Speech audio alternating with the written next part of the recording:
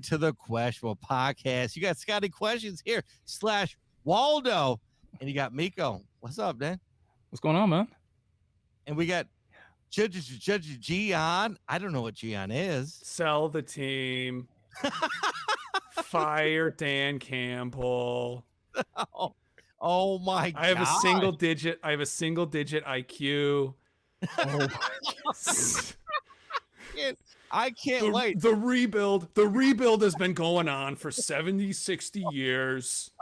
Sell the team. So welcome in. For those on YouTube, you're welcome. This is our first Halloween edition of the Questionable Podcast. I am Waldo. John is I'm not sure. Miko is Miko, as he should be. And someone needs to be a constant in this world that we have. So, because I'm for those listening, I'm giving off like Ted Kaczynski vibes. No, it's not good. It's not good. It's not good. Yeah, I was not prepared. I was not prepared to do a costume podcast. If I had known that we were doing this, I would have put something together. But Miko, here's the thing. It wasn't known. It was last minute. I was just wearing Waldo for my daughter. This goes out to her on her 16th birthday. I'm going to release this footage. You were Waldo and you had those takes? What's up, man? Like, I can't wait for the feedback. Give me terrible. Oh, man. And this is going to be great. Yeah. Well, anyway, so welcome in. Please like, follow, subscribe wherever you listen to podcasts. Also, head over to questionabletees.com for all of your local athlete apparel. And yeah, we are in costume tonight. This was a last minute thing, a random thing. Miko didn't know. I didn't know John was going to dress up too. I just had it by me. I was Waldo all night. Here's the funny thing. Actually, just everyone, I want everyone knows Waldo costumes like work. So anyone listening, wear a Waldo costume because you walk by anybody. There's Waldo. There's Waldo. There's Waldo. So if you want attention, where's Waldo? I had high school guys try and fight me. 2 of them, 2 sets try and fight me. Yo, there's another Waldo dude. Like, beat his ass. And I walked up and they saw how big I was. They're like, "Oh, I'm sorry, coach." Yeah, that happened. And then 3 sets of high school girls. There's Waldo. It's like, okay, like, sorry guys, I'm spoken for. It's cool. Anyway, Waldo. Well, I hope that's not the only reason you turned down a group of high school girls. Yeah, I think we have to be clear. Yeah, there's multiple reasons. Okay, well, why are we going? Really? Why? Okay, fine. You brought it up. That is true. What I'm trying to tell young gentlemen out there listening to us, hop on a Where's Waldo costume. Hop on a costume. I think any like classic, like anything that like speaks to people's childhood always kind of like gets a reaction out of people. Like we took the kids out obviously for trick-or-treating and there was a guy wearing a Gumby costume and I was like, nice. Like, right? Like you immediately go back to like when you like were a kid and you see Gumby on TV. And like every parent was like, "Oh, it's Gumby." And the dude was like doing the voice and everything. And I'm like, well, got my costume for next year. Yeah. Right. But Waldo, I'm just sorry. Like Waldo, everyone's like, "There's Waldo. There's Waldo. There's." I'm sorry. Like it was one of the. I wish I knew this in college. I do. I wish I knew this in college. I've been Waldo in college every year. Period. And I'm sorry. I think it would have been a nice gimmick of just like where if people can find you across campus. There he is. Like no, because everyone's like, "Oh, there's Waldo."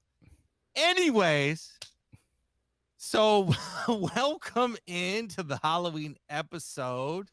We got Gian, I don't know, hanging out. Okay, so Miko, I'm gonna have you lead us off, but like we're gonna dive in, right? The Lions lost to Miami. I'm not happy. I want to scream.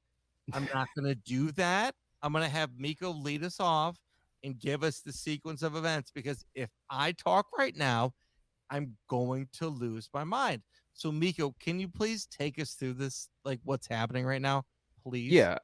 I mean, I think we have to start with the breaking news of the day, which is still Lions focus, which is the Lions fired defensive backs coach Aubrey Pleasant. I can speak for myself and say this was probably the most shocking like coaching news that I didn't see coming. I think it was like a couple weeks ago we talked about the possibility of like if somebody got like let go of who should kind of be on the hot seat. And I don't remember any of us mentioning Aubrey Pleasant. So, Gian, I'm gonna start with you. Like, first initial reaction once you heard the news, and just, I mean, where do you think the Lions go from here after making this move? I don't think it really matters. I mean, they're all losers. The losers deserve to be fired. There's just nothing ever good can happen to this cursed franchise, Oh my and God. they're all. Can we name this Gian? Is this Gian the negative Hendrix? No, Like, no, who is I it? no, I want to give real takes, but I Oh, have always wanted to do no, this who you? podcast like Oh, in character, like in oh, a who character. you? Well, I'm Waldo, and I found you out. But Waldo You get doesn't do the searching. Waldo's the hider. You that don't is know true. that because no one's ever interviewed Waldo, so you wouldn't know. No, I was very surprised, but then once I heard a little bit more context, it made more sense. It seems like they've been having communication issues. Dan Campbell specifically said that this is a weeks 1 through 7 reason, this is not just based on this last game.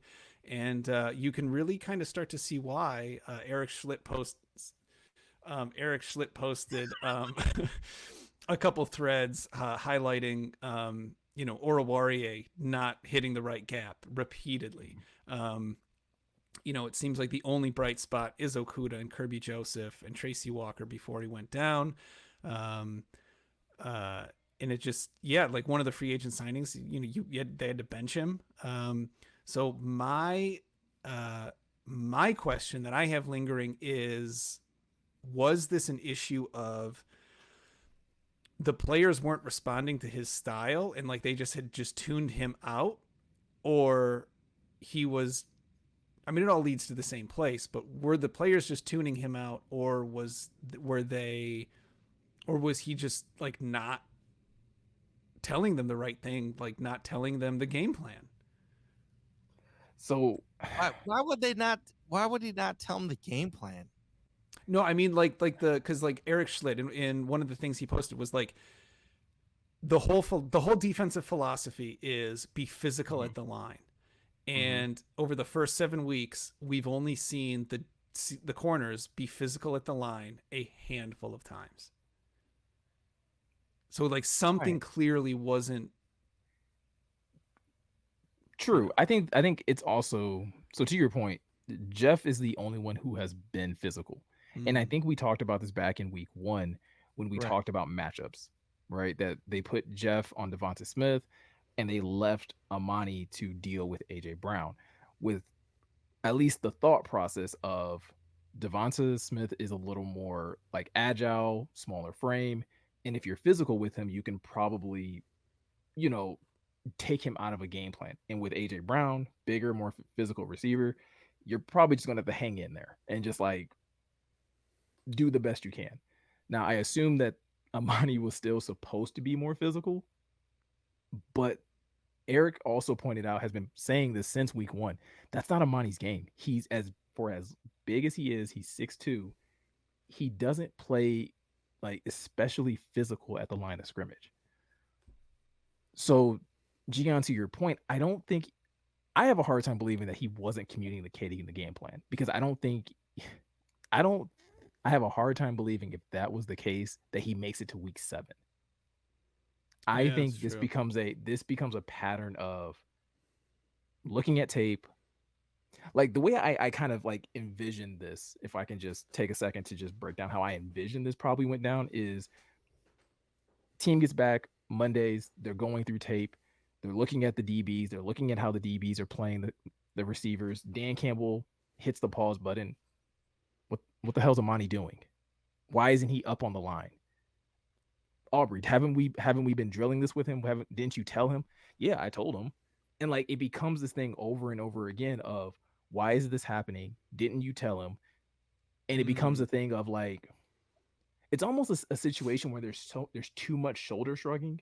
There's too much like, I don't know why he's not doing this, even though I told him, to the point where whether right or wrong, I think the frustration starts to get like diverted to Aubrey Pleasant of you're not okay. He's clearly not doing his job, and you're clearly not doing something to get through to him to make him understand why he needs to play this way. And we're specifically talking about Amani, but I think the same thing could be said for AJ Parker. The same thing could be said for Mike Hughes. The same thing could be said for anybody else that has been getting thrown into these situations where they have to play corner and they have to be physical and they're just not doing it. Jeff has done it consistently. I would say Will Harris has done it consistently when he's been healthy, and I think it's just because that's their style of play. But these guys that aren't built like that, I don't think are registering it and are executing it the same way. So I think what eventually happens is like Dan just gets fed up and he's just like, okay, new voice, because clearly they're not respecting you, or they're not taking you serious, or they don't. I don't know. Something's being like there's a breakdown in the line of communication. So this is the link that you can change right away. Yeah. Miko, I'm with you 1,000%. Also, to add on top of that, it's like I want to compare it to the Wings, like to bring someone else in to refresh it, to renew it, to like, hey man, like this is not good enough. Like we have to do something more. Not that you can take me seriously in a Waldo costume with my goggles, but it's fine. I'm serious. Like I feel bad. I think Aubrey Pleasant was a really good coach to get them to where they're at today. And if I'm going to stay with the team, I think that we need someone else to take it to the next level. Like really, but we have to see it. Like I think Aubrey was fine. I don't think there was anything that really needed to be done. Mika, we talked about this. You didn't really have to do anything. You have like a 5-year, 6-year contract. Why are you firing somebody, in my opinion, that wasn't like horrifically bad as a coach? Unless something happened, right? I mean, Miko, correct me if I'm wrong. I mean, no, I think like that was initially like my first thought was that they let Anthony Lynn stick around all last season. The whole season. He lasted the whole season.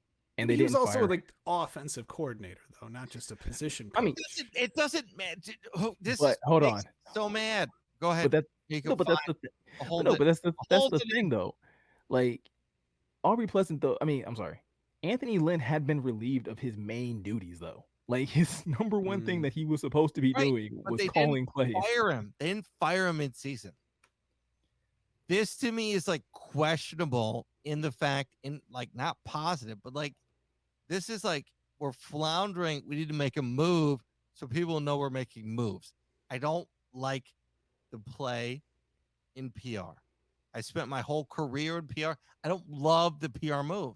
I know why they did it. If this is PR, but like we don't like if it was a reason, like a tangible reason, okay, I get it. But if this is a PR move, I hate it. But we don't know. So this is the other part. Oh, go ahead, Gian. No, I don't see how you can say this is solely a PR move. You have the worst defense in the league. I'm not. I'm not. I said if it's a PR move. I said yeah, and I think you can rule that out. Well, how can I rule it out?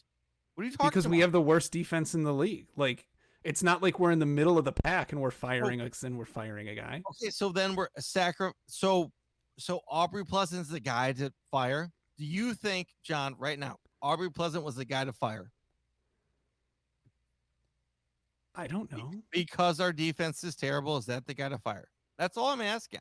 I mean, it really some like at the Hey, Seuss is at you. They did what they did last season with Anthony Lynn, because I think it was still year one of like everyone being in there. Like year two, like because of Hard Knocks, everyone's expectations were through the roof. Like, and shit's going wrong. Shit is not living up to the hype. It's not living up to the expectations. People are pissed. People are calling for heads, and like, I don't know, like it sucks, but like that's the world we live in. Like you kind of have to, someone had to go. Whether it was AP, now did the right person go? Judging by the things Eric Schlitt was tweeting, like like Oruwariye, like Will Harris had set the edge. Oruwarie's job is to close this gap to cut off the run. He over pursued and he like doubled up on the guy who was already cut off, that Will Harris had taken on the edge, and they ran it on the gap that Oruwariye was supposed to occupy, and it was a 15-yard run. And like that shit happened all game. And I'm sure if you go back and look at the tape for weeks 1 through 6, it was happening all season. And so I don't know, like, sure, it sucks. Maybe it's not his fault. And they're just like, that's not how they play. That's not whatever. But like, I mean, Scott, you're you're kind of in the corporate world. Like, yeah, sorry, like shit happens like that sometimes. I guess my only pushback to that thought process is this. Well, two things really. One, they just said that they just flipped the defensive scheme, right? That they're just now starting to put these corners to play like they did last year, which is more in that contain, help and run support type of coverage. So they've only been doing that for 2 games this season. Just reinstalled that last week against the Cowboys. Jeff has an amazing game. Amani played really well in that game. This week, not so much. It's a little bit more of a regression. The other thing that, like, for me, that's hard for me to, like, fully accept that it was Aubrey Pleasant is the problem here.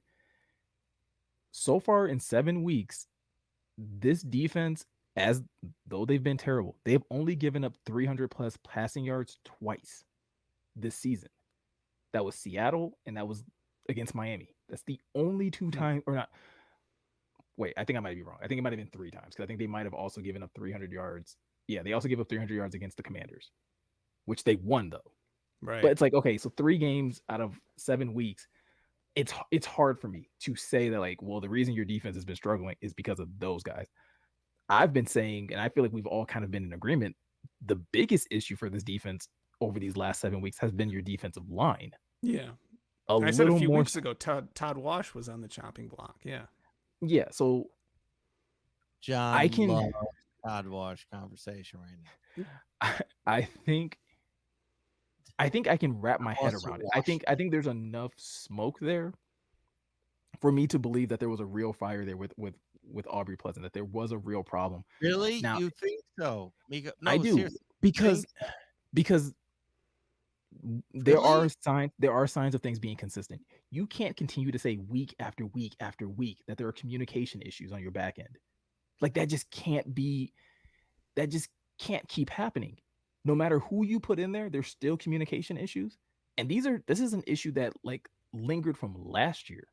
We were hearing about there being communication issues last year. And then it doesn't help the fact that, to John's point, your defense is one of the worst. But on top of that, you have guys regressing.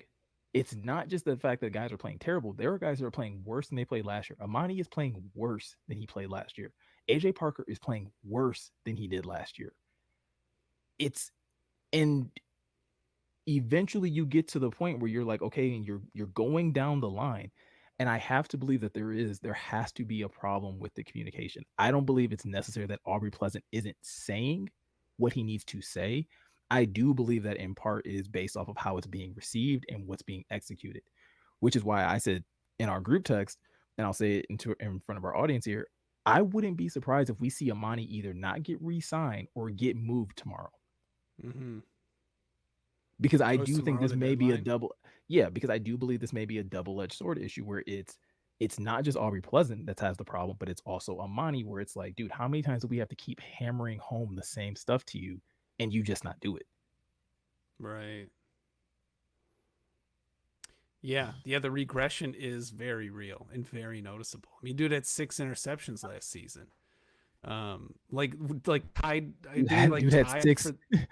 Dude had 6 penalties in one game. Yeah.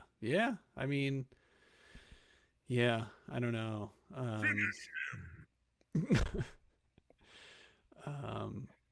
So yeah, like, I don't. So where do they go? Like, where do they go from here? Yeah, John. John? Express your emotions right there, John's. Well, John, I think you said it when you and I were talking earlier. What the move is from here? I think you rebuild the secondary. Yeah. and you rebuild it around Jeff, Tracy, and believe it or not, Kirby Joseph. Yeah, there's a ray of Oh, sunshine. I fucking love Kirby Joseph. I'm sorry. We talked about this in the draft room. He goes, "I'm a dog. I'll do whatever." But I love the growth that Kirby has had so far this year. Obviously it's being thrust into the starting position, but believe it or not, I don't know if you guys remember, Kirby's number one issue coming into like the league was his tackling. That was like Mm. numero uno. Like that was the number one issue that everyone had. That was the number one knock on Because he Kirby. was a wide receiver. Yeah, wasn't a great tackler. Right? He could play the ball well in the air, but they had issues with his tackling. Dude has been hitting people. Oh but man. dude, yeah. So Miko, to your point, I think he's made a point of, yeah, I can tackle. Like I'm gonna tackle. Dude, Well, and every tackle, and it might be to a detriment. He's trying to like make a play every play. That's my only I don't know if it's been a detriment just yet though. I don't think not yet. No, not yet. But what I'm saying is that's what he's trying to do. Dude, in somebody has to on the defense though, right? I don't care. I love Kirby. I mean, he's the one making difference. He's making a difference. Yeah, but John, to answer your question, I like I said, I kind of go back to what you said in our group text. I think it is restarting and rebuilding the secondary, which sucks to say, in all honesty, So we got to because build it. How do we do that, Miko? How do we do that? unfortunately, draft and free agency, Oh my god. draft The and free good agency. the good news is, I really do think we move on. I do think we do move on from Jared Goff. In that's alone like 24. That's like 24 million right there. Between Jamie Collins, who was it? What did I say? Brockers, Jamie Collins, Trey Flowers. We're still paying that dude. Like they all come off the books, and we have final numbers aren't in yet, but we have somewhere between 30 and 50 million dollars in cap space going into next year. So I think a lot of the free agency that people thought we were going to have this year, I think we're going to have it next year. I do think, yeah, you draft, and I will say, Miko touched on this the other day, or last episode. The guys making all the mistakes last week against the Cowboys were veterans. Anzalone, I can't remember at this point. It's been a long couple days, but Doesn't matter. Everybody. That's a veteran. but Yeah. like It look was at who had, Anzalone, Williams, and Goff last week. So look, and especially focused on defense. Look who had the biggest games: Rodrigo, Pascal, Hutch, Kirby Joseph, 4 rookies. Okay. Go ahead, John. And so, I mean, if we're building, if we do have to retool this we- offense, I think that having a young core at each position, 2 on the line, 1 linebacker, and then so you're obviously going to keep Okuda, you're going to keep Tracy Walker, and Kirby Joseph. I think Okay, but go ahead. Go. Finish. foundational pieces are there. No, I agree with the fact that we have the foundational pieces. And that's why I think it's going to be like not the worst rebuild, honestly. I think what you're going to see is a lot of fans. Like if we start talking rebuild, the number one thing you're going to hear people talking about though is like you're going to hear a lot of Sauce Gardner talk pop up if we talk about rebuilding the secondary, because imagine how good the secondary would have been. This is not to shade Aiden by any stretch, but considering how bad the secondary has been, if you had Jeff playing the way he's playing and then you had Sauce on the other side right now, it's this defense probably looks a little different. And honestly, like I hate being the guy that like tries to redo a draft necessarily, but it is hard to say that like having Sauce right now would probably be a little more impactful than having Aiden right now, just considering where you're essentially being beat defensively. Yeah, true. Yeah, where our problems are there, right? Yeah, no, absolutely. But speaking of problems, I mean, we had a number of them yesterday in the game against Miami. like Scotty mentioned at the top of the show, Lions lost 31-27. And I don't know, looking at Twitter, subreddits, just everywhere you possibly can. I mean, it seems like people have a number of different takes on who is to blame for this loss. Scotty, who do you put most of the blame on? The entire team. The fucking team. I'm sorry. This is what I meant a second ago. No, Jared Goff. We had a great first half. What the? Can I swear, amigo? Dude, you've already dropped I don't know how many F-bombs. Okay, that's fine. Well, dude, this is fucking bullshit. Dude, we're doing it again. We're revisiting it again, dude. Here it is. Here we are. I'm Waldo, right? Okay, find me. So find a win. My thing is the team is honestly okay with losing. That's my biggest thing. It's like, dude, they're okay with losing. I've been on teams that are winning teams that have won championships. I've been on teams that are okay with losing. This is a team that's okay losing. They know they have space to grow. They know they have things to do. But no, they're okay with losing. And that's my biggest offense. They're okay with losing. Dude, what I don't know what else to say. They're okay with losing and I hate it. Sorry. So anyway, hi Miko, how are you? I mean, I can see how you got there. I can see how you can definitely feel like this team is just kind of, again, it's this whole idea. I think I mentioned this early in the season where it's people wanted to say oh no, this team is not the same, but I'm but they're losing the same. And I kind of I feel like we're 7 games in now and everybody's kind of woken up to the fact this feels very much like last year. They're losing the exact same type of games in the exact same type of way.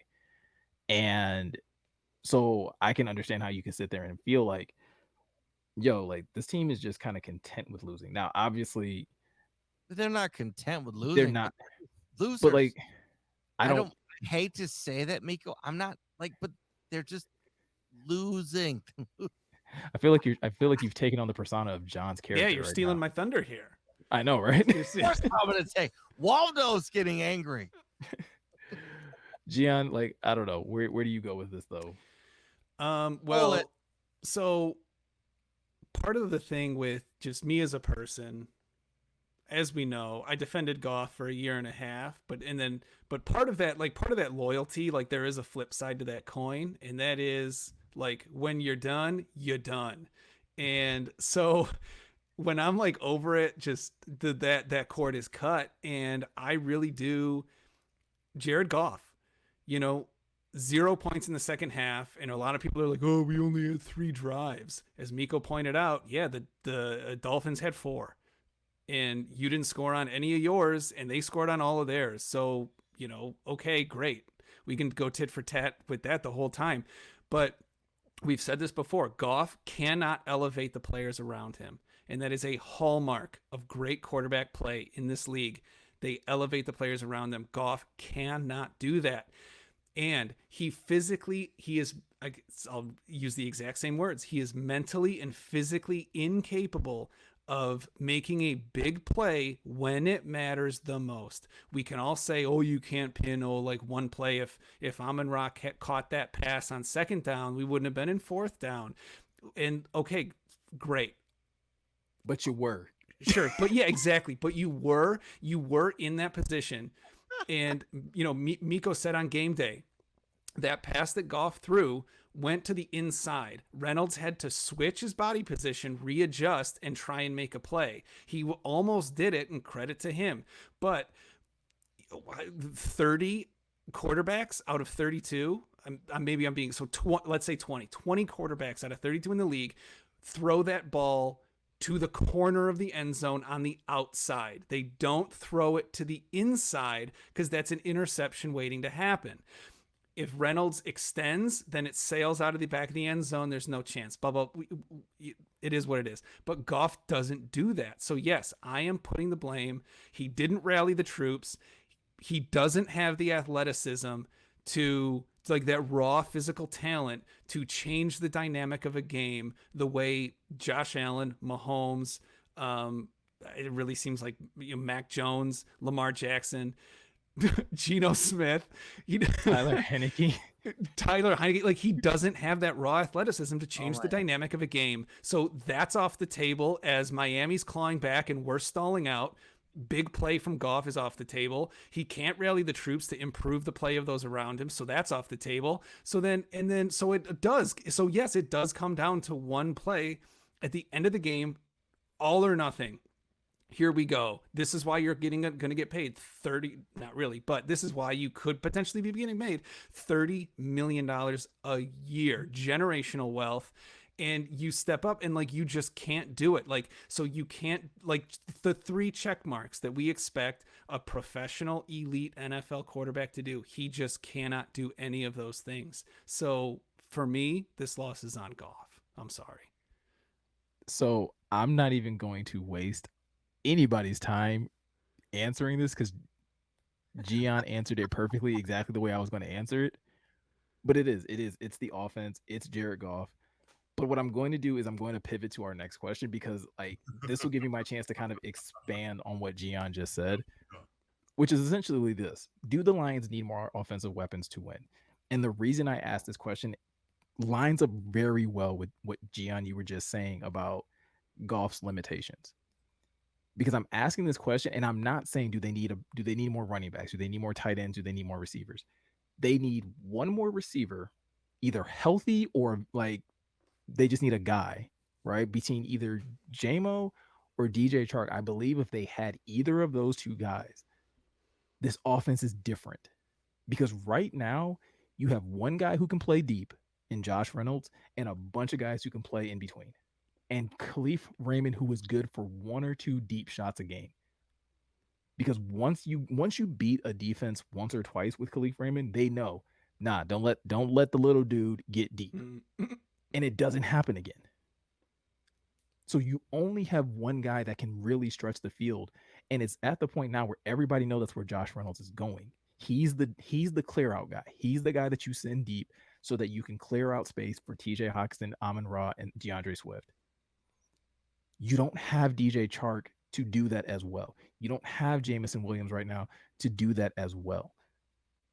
And so I feel like this offense is missing a weapon in that they don't have that big X receiver to either send deep or that can make contested catches or do whatever it is that you need that big play receiver to do, like a Jamar Chase, like a Devontae Adams, like an AJ Brown. You don't have that right now.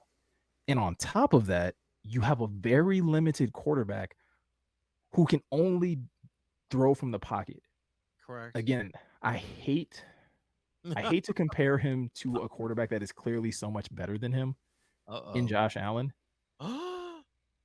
But Josh Allen is a weapon. He is not just the person who throws the ball. Lamar Jackson is not just the guy who throws the ball. He is, when you talk about having to defend the Ravens, when you talk about having to defend the Bills, back when Aaron Rodgers was still very mobile and athletic and had weapons, you weren't just talking about having to defend Aaron Rodgers, the passer, Russell Wilson, the passer.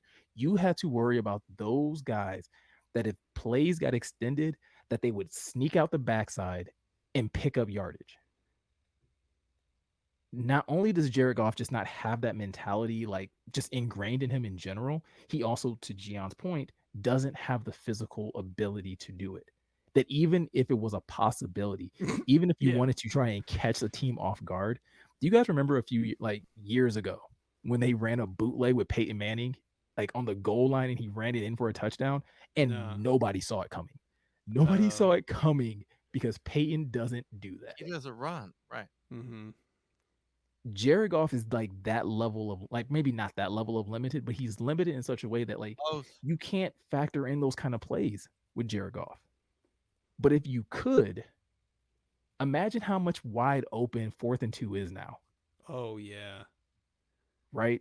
If a defense has to worry about whether or not you could potentially quarterback sneak it, if you could do a bootleg, if you could do a sprint out, if you could do an option, like the threat of your offense expands so much just by the simple fact of your quarterback being a little mobile. I'm not even saying he has to be Josh Allen. Right. I'm not saying he has to be Lamar Jackson. I'm not saying he has to be Kyler Murray. But if he's a little mobile, Well, even Stafford every once in a while would get like 3 to 5. the touchdown run he had yesterday, right? Oh, I Like didn't see that goal, game. dude. It was a goal line play. I think it was like third, fourth down, something like that. Like they had to get it. They do a sprint out to the right, and Stafford's looking. Nobody's there, but it's like it's clearly third or fourth down, and they need a touchdown. Dude, just like screw it, I'm gonna go, and just chucks his body at the goal line, gets the touchdown. Nice. Yeah. Like that'll never happen with Jared like Goff. that's so to your point, that's not even just ability. That's mentality. That's a having a psyche of I know the situation we're in by any means necessary. And I can't help but just feel like this team needs that. This team needs a spark, a bit of juice in this offense to kind of get them to that next level. And maybe it's Jameson Williams, but I also feel like in addition to Jameson Williams, it's got to be a new quarterback. It's got to be somebody that can threaten defenses with their legs.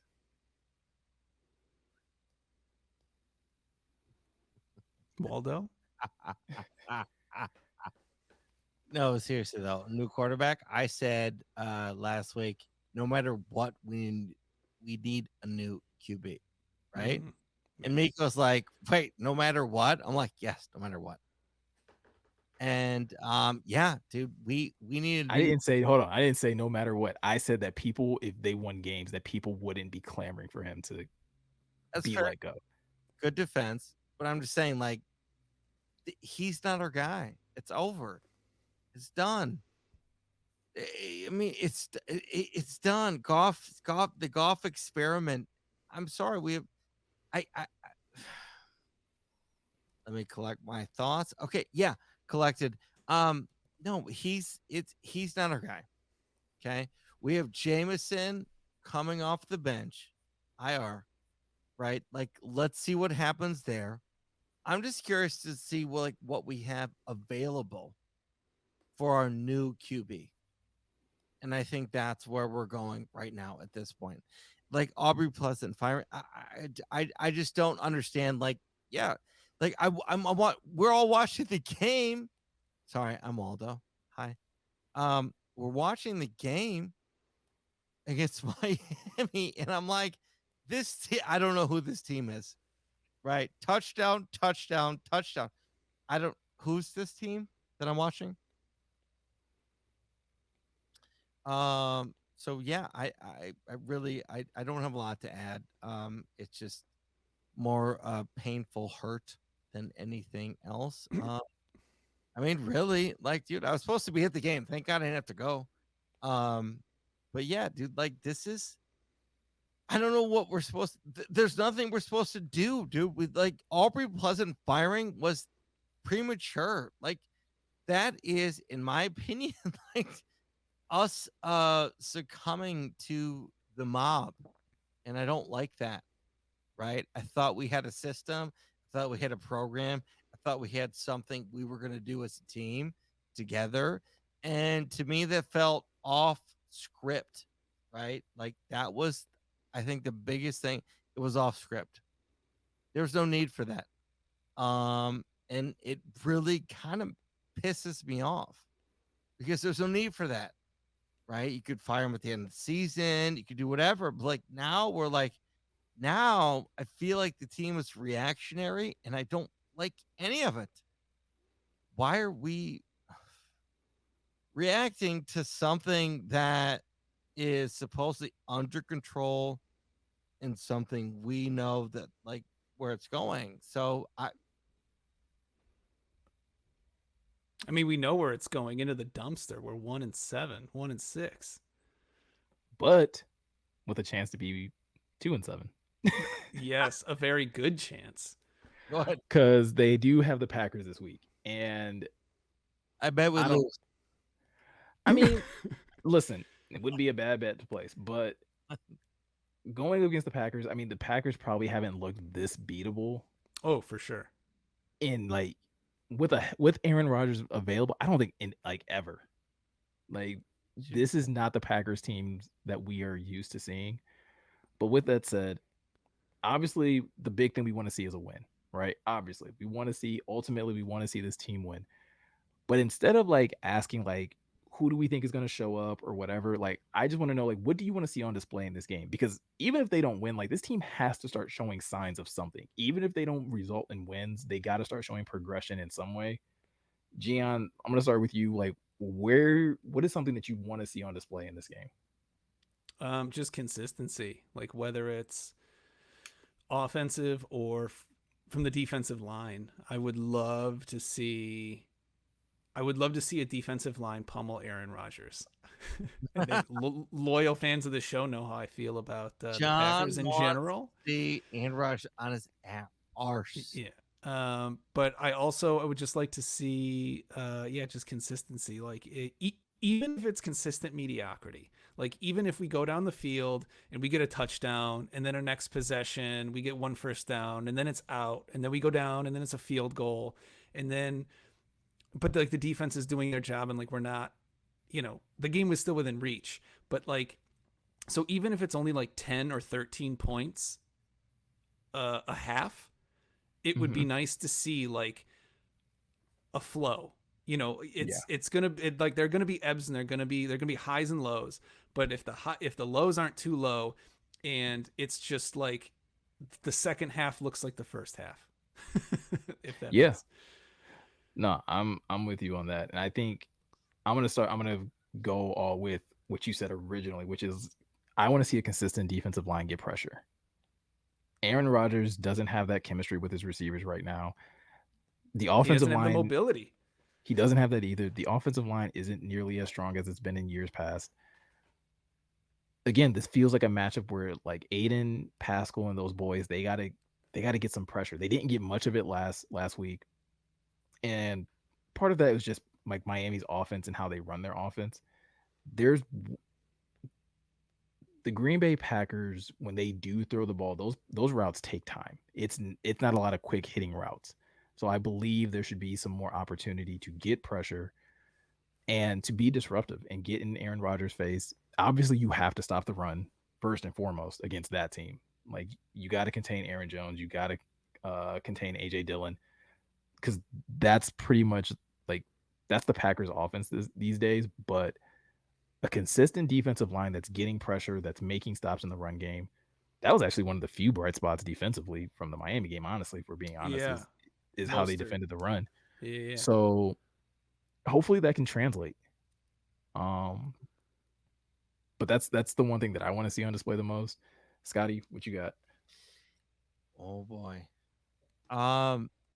Dude, I want to see them not be weak. I want to see them win the game. I don't want to see them to be losers. Like I said, let's not be losers. Let's win the game. Like what? Like we can't keep losing. Like losing is, and I hate to say this, but losing is a cancer. Like once you start losing, you keep losing. Losing's okay, but like you cannot keep losing. So we got to get to Aaron Rodgers, but like there's no wide receivers to defend or tight ends. There's nothing. We have to get to the QB. Can we do it? Can we get to Aaron Rodgers?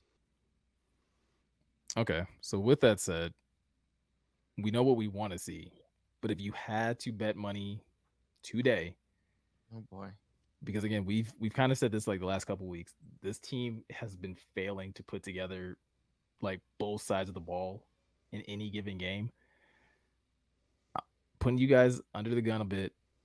Pick a side of the ball, pick a unit. Which unit do you believe is going to show up more in a bigger, more impactful way? Offense or defense? Defense. Oddly enough, my gut's saying defense too. Defense, straight up. Let's make it a consensus, because like I I don't think Green Bay's like defense is that great, but I just can't trust this offense consistently. Right. And without like going back to what I was talking about earlier about the lack of offensive weapons, this off like it's crazy to say that DJ Chark, the lack of having a DJ Chark changes this offense so much from a passing standpoint. Because you really start to look back at it and you're just like, wow, it's what we had last year.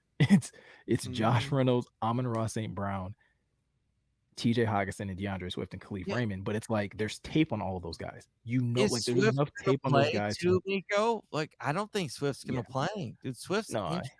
he'll play. He'll play. I Yeah, think but how much him playing? Like, dude, he looked injured in the last game. Like, I mean, no. he's going to. I mean, I don't think he's going to be 100% the rest of the season, but I think he can be more effective than what they did with him. They clearly didn't want to run him up the middle. They clearly didn't want to put him in a lot of like to get him hit by defensive tackles. But I do think if Ben Johnson, if Deuce Staley, if Dan Campbell are looking back at that tape, I think they can come up with more creative ways to get DeAndre involved without having him run between the tackles. Do you think Again, they were split him out wide. Do you think they were protecting DeAndre last game? Absolutely. Yeah. Absolutely. In what ways? I'm just curious. Can you tell me? Well, he kind of disappeared for like the second quarter or something. Yeah.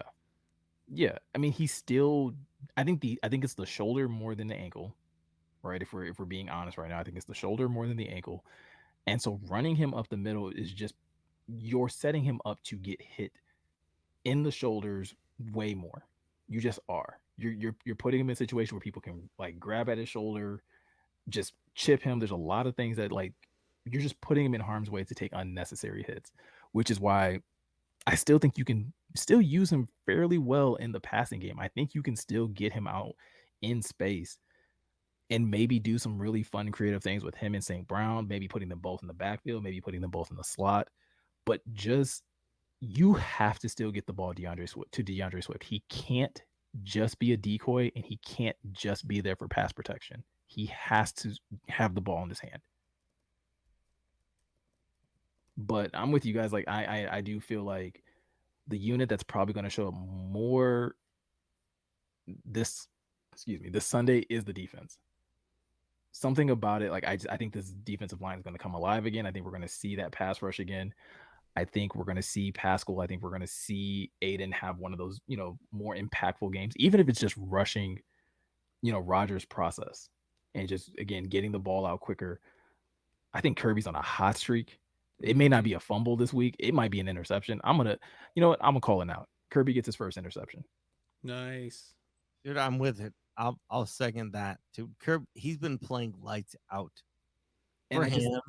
Yeah. For him. I'm not saying like he's perfect, but like dude is for where he's at. Yeah. I totally agree. As a rookie in the game, like dude, like Dallas, and then this week I'm very excited for Kirby Joseph. He clearly has a nose for the ball, and I just think it's something that's going to continue to pay off for him. Again, may not be a fumble this week. It might. I do think he'll probably get his first pick. So, with all that said, before we wrap up the show, we didn't do this last week, and I'm so glad we didn't because I would have hated to pick last week's score.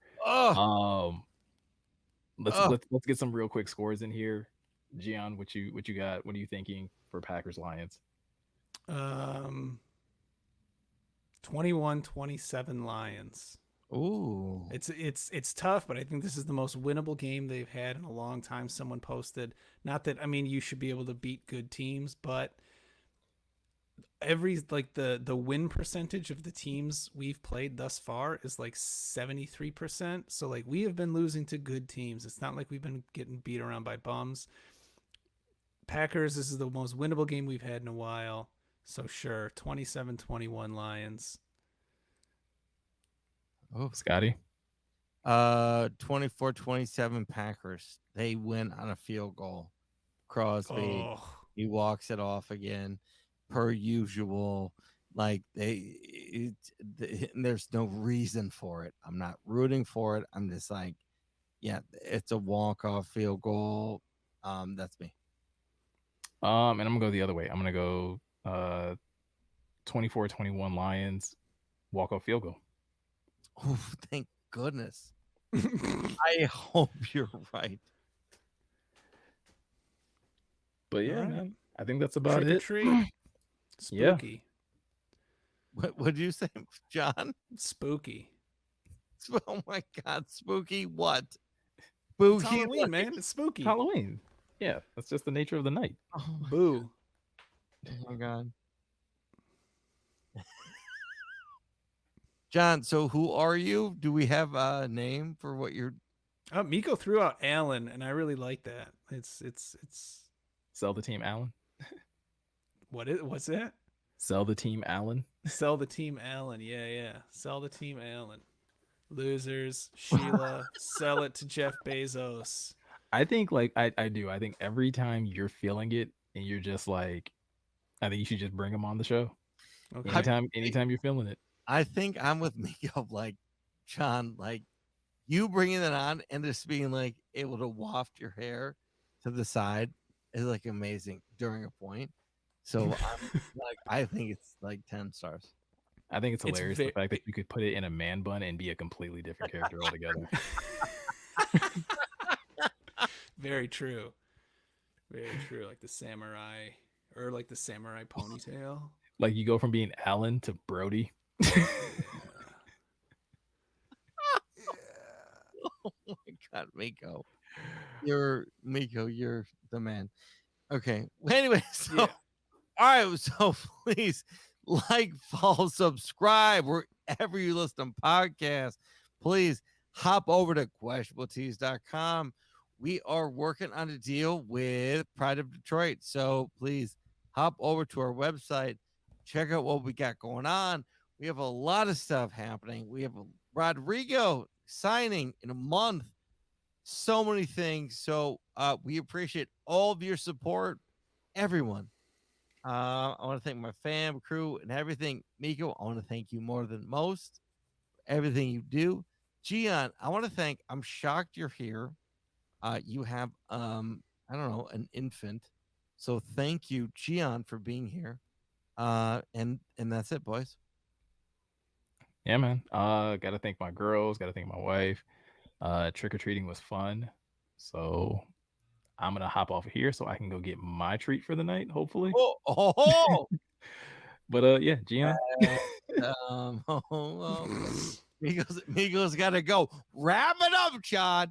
Yeah. Wrap Okay. it. So yes, thank you to the family. The only reason I am here is because of my. The only reason I am here is because of my mother-in-law. She's here making dinner and just being an amazing help. So, thanks everyone. Okay. All right. We love you all. Let's let Miko go. All right, you guys. Love you. Please take it easy.